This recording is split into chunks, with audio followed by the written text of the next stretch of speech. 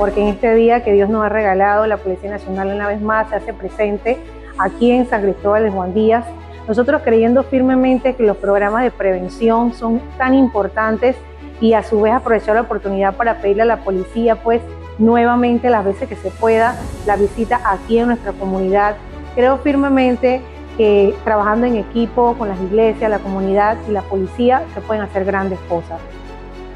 Siguiendo los lineamientos del Plan Firmeza, en el modo prevención social, nos hemos trasladado a la zona policial de Don Bosco,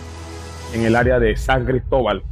trayendo el programa de prevención social Clamor en tu barrio, con una palabra de fe y esperanza, trayendo a la juventud, a las familias, una palabra de fe y esperanza, que reconozcan en este tiempo que Jesús es el camino, la verdad y la vida, y nadie va al Padre si no es por Él. Policía Nacional, Dios y Patria.